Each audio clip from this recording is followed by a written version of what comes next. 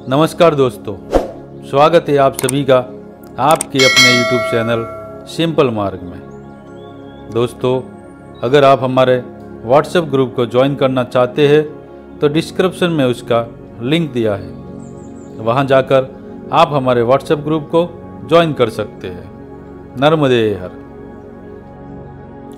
दोस्तों, नर्मदा परिक्रमा की इस यात्रा का आज अपना दिन है 101।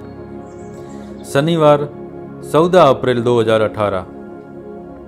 पोखरनी से धनोरा, झुम्मरखाली, खेरपानी, सनेरा, नया हरसुद। हम प्रातः 4:30 पर आसन छोड़ उठ बैठे। शौच और स्नान हेतु हम करीब 500 मीटर दूर एक खुले मैदान के बीच बने हुए हैंडपंप पर आए, क्योंकि इतनी सुबह परिवारजनों को कष्ट देना हमें उचित नहीं लगा। वापस आने पर हमने कल के ही स्थान पर घर के सामने के खुले आंगन में ही प्रातःकालीन पूजन अर्चन किया। इसी दौरान वे बाबा जी भी जाग गए। मैंने और बाबा जी ने चाय प्रसाद पाया और फिर हम सभी को नर्मदे हर करके प्रातः 6:30 बजे आज के प्रवास पर आगे बढ़े। बाबा जी ने एक दुकान से हमें खरीद कर 2 बिस्किट के पैकेट दिए। साथ ही वे हमें छोड़ने हेतु अपने घर से करीब 500 मीटर दूर तक हमारे साथ आए। एक दिन का सहवास भी कितना सने निर्माण कर देता है। सब नर्मदा मैया की कृपा। यहाँ से आगे चलते हुए करीब 1-2 किलोमीटर बाद हमने हरदा जिला छोड़ खंडवा जिले में प्रवेश किया। प्रातः 8 बजे हम एक गांव में पहुँचे। यहाँ एक दुकान से हमने बाल भोग हेतु आलू पौगा और आलू बड़े खरीदे। साथ ही कुछ बिस्किट आदि भी आगे की भूख हेतु खरीद कर रख लिए और झटपट उन्हें खाकर आगे बढ़े। आज हम समय बचाना चाहते हैं, क्योंकि हम शाम तक सनेरा, नया हरसुद नगर में पहुंचना चाहते हैं। खंडवा जिले के पूर्व में मिले हुए परिक्रमावासी 5 लोगों का परिवार यहीं के निवासी है और उनका आग्रह है कि हम आज की शाम उन्हीं के घर रात्रि विश्राम हेतु रुके। हमने आज हर दिन की तुलना में थोड़ा कम विश्राम किया और अधिक चलते रहे, कारण हम हमारा दिन भी बचाना चाहते हैं। अन्यथा अगर हम आज उनके घर नहीं पहुंच पाए तो हो सकता है कल वे हमें उनके घर रोक लेंगे और उनका आग्रह इतना अधिक है कि हम भी आगे नहीं बढ़ पाएंगे। हम आपस में अनजानों का ये स्नेह संबंध भी मैया की कृपा का ही प्रसाद है। चलते हुए सुबह 12 बजे हम झुम्मरखाली गांव में आए। ये हाईवे नया ही निर्मित लगता है, इसीलिए ये गांव के कुछ दूर से होकर ही आगे जा रहा है। साथ ही ये कुछ ऊंचाई पर है, गांव कुछ नीचे बचा हुआ है। चलते हुए हमने गांव के कुछ आगे श्री हनुमान जी के मंदिर से एक बाबा जी ने हमें धूप का हवाला देकर कुछ देर रुकने हेतु आवाज़ दी। अत्यधिक तेज धूप है, नंगे पांव एक कदम भी चल पाना मुश्किल हो, इतनी तेज। वे बाबा जी चाहते हैं हम आराम से सामान रखकर आसन लगाए और कुछ देर सुस्ता ले, पर हमने हमारा आगे बढ़ने का ही मानस प्रदर्शित किया। वे हमें रोके रखने का प्रयत्न करते रहे। कल शाम रुके कुछ परिक्रमावासियों के किस्से भी हमें सुनाते रहे और एक अर्थों में उनके माध्यम से हमें कुछ ताने भी मारते रहे। हमें उन्होंने इसी बात पर अगले 1 घंटे तक अपने आश्रम में रोके रखा कि हम दोपहर का भोजन प्रसाद बनाएं। बहुत हाँ ना के बाद हम उस स्थान से दोपहर 1 बजे आगे बढ़ पाए। इसमें भी मैया की ही कुछ योजना रही होगी, ऐसा ही हमने सोचा। आगे एक विश्राम के दौरान हमने रुककर बिस्किट खाए और फिर थोड़े सुस्ताने के बाद आगे चले। एक अन्य विश्राम में हम पुनः करीब 20 मिनटों हेतु रुके। इस चलने रुकने के दौरान एक बात है जो अब हमें स्पष्ट रूप से खटकने लगी है कि मैया से दूर होने का अब समय समीप है। एक अर्थों में परिक्रमा की पूर्णता हो जाएगी, पर शायद हम सदा के लिए अपूर्ण हो जाएंगे। परिक्रमा की इस अवधि में हम केवल मैया के ही ध्यान में रत रहे, पर अब पुनः हम सांसारिक जीवन में लौट जाएंगे। यहाँ के इन गत 3 साढ़े 3 माह में हमने बहुत से अनुभव पाए, बहुत से नए लोगों से आत्मीय संबंध निर्माण हुए।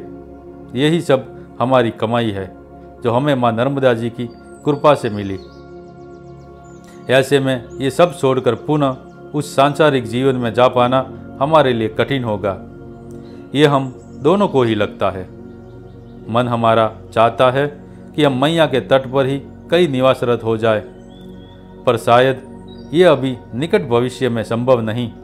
इन्हीं विचारों के क्रम को तोड़ने हेतु हमारे फोन की घंटी बज उठी। ये सनेरा के श्री कैलाश बादल जी का ही फोन है। वे जानना चाहते हैं कि हम कहाँ तक आ गए। अब सनेरा नगर यहाँ से 8-9 किलोमीटर दूर है। साथ ही अब हमने हाईवे छोड़कर अंदर के ग्रामीण रास्ते का अनुसरण करके अंदर जाना है। ऐसी जानकारी उन्होंने हमें समझाई। दोपहर 3:30 पर हम खेरपानी गांव में आ गए। यहाँ एक दुकान से हमने गन्ने का रस पिया और उन्हीं भैया ने हमें सनेरा जाने हेतु एक छोटा नज़दीक का मार्ग समझाया। उनके बताए इस मार्ग पर चलते रुकते हमने रेलवे पुल के नीचे से सनेरा की बस्ती में प्रवेश किया। ये रेलवे ट्रैक बहुत ही सुंदर, एकदम कथा कहानियों जैसा ही मुझे लगा। हमारे गलत मार्ग को एक मुस्लिम माता ने ठीक किया और हमें सही दिशा में बढ़ने का मार्गदर्शन किया। हमने नर्मदेहर करके उनका भी आभार माना। इस नगर में भी मुस्लिम आबादी काफ़ी दिखाई दी। एक दवाई दुकान देख रवि जी मेरे पैरों के चालों पर लगाने हेतु कोई क्रीम खरीद लाए। सारी ही परिक्रमा में मैं किसी भी दवाई के उपयोग के विरोध में ही रहा। मेरा स्पष्ट मत रहा कि हमें मैया के भरोसे ही चलना है,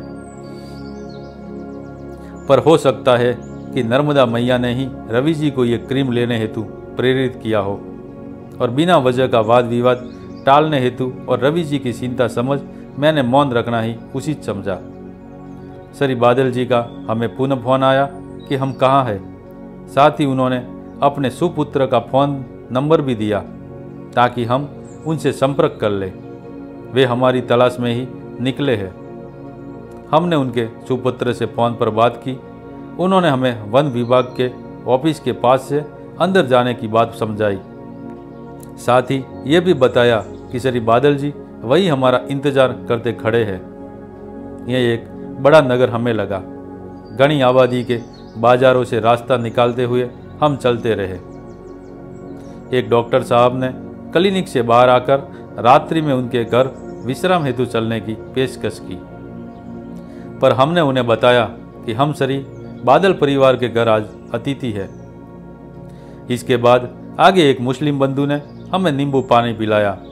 उनका शरबत बेचने का ही व्यवसाय है। हमारी खोज में यहाँ तक श्री कैलाश जी भी आ गए थे। सभी एक दूसरे से पुनः मिलकर अत्यधिक आनंदित हुए। नर्मदेहर के बाद हम उनके साथ उनके घर आ गए, जो यहाँ से पास ही था। माताजी ने भी प्रेम से हमारा स्वागत किया। सारा घर देखने और साई प्रसाद लेने के बाद हम पास ही बने हैंडपंप पर स्नान हेतु आ गए। हमने आज कुछ कपड़े भी धो लिए। साइकिल चलाते आसपास के घरों के बच्चों हेतु यहाँ भी हम कौतूहल का विषय बने रहे। यहाँ से वापस आकर शाम 7:15 बजे हमने शाम की आरती पूजा की और फिर सभी आगंतुकों से बतियाते रहे। उनके एक रिश्तेदार ने हम दोनों को 10-10 रुपयों की दक्षिणा दी। इसके बाद हम भोजन प्रसाद हेतु अंदर आ गए। प्रसाद में हमने रोटी, भिंडी की सब्जी, दाल चावल, लड्डू, हलवा आदि पदार्थ पाए। सभी ने बहुत ही आत्मीयता से और स्नेह से परोसा। हमने भी स्वयं के घर में ही है ऐसा ही अनुभव किया। आज पड़ोस के कुछ परिचित जन हमसे मिलने हेतु आए और सभी करीब 10:15 तक हमसे परिक्रमा के हमारे अनुभवों के विषय में चर्चा करते रहे। इन्हीं में से एक सज्जन हमें सुबह आगे बढ़ने के पूर्व उनके घर से साई प्रसाद का निमंत्रण देकर गए, जिसे हमने सहर्षी स्वीकार किया। सभी के जाने के बाद बाबा जी माता जी का आग्रह रहा कि हम ऊपर पलंग पर सो जाएं, पर परिक्रमा के नियम के अनुसार हम नीचे ही सोएंगे, ऐसा हमने उन्हें बताया, जिसका उन्होंने भी सम्मान किया। कल का दिन और रुकने का उनका आग्रह है, पर हमारे समय की मजबूरी हमने उन्हें समझाई। पूर्व साथ चले कुछ अन्य परिक्रमावासियों के विषय में भी हमने बातें की और फिर रात्रि 10:40 पर हम लोग निद्राधीन हुए। माँ नर्मदा जी की कृपा से ऐसे असंख्य लोग इस परिक्रमा में हमारे लिए अपने से हो गए। कईयों ने तो नाम तक नहीं पूछा, फिर भी अपनत्व का व्यवहार दिया। ये सभी केवल माँ की कृपा से ही संभव हुआ। हम उस जगत आनंदी के प्रति श्रद्धा से जितने नतमस्तक हो उतना कम है। माँ सभी नर्मदा भक्तों पर ऐसे ही कृपाशीष बनाए रखे, ऐसी प्रार्थना करते हुए ही नींद लगी। आज हमने करीब 33 किलोमीटर की यात्रा पूर्ण की। यहाँ से ओमकारेश्वर जी लगभग 95 किलोमीटर दूर है, जो शायद हम अगले 2-3 दिनों में पूर्ण कर लेंगे, ऐसा हमारा विश्वास है। नर्मदे हर। दोस्तों, अगर आपको हमारा वीडियो अच्छा लगा हो तो लाइक करें, अपने मित्रों में शेयर करें और हमारे चैनल को सब्सक्राइब जरूर करें। नर्मदे हर।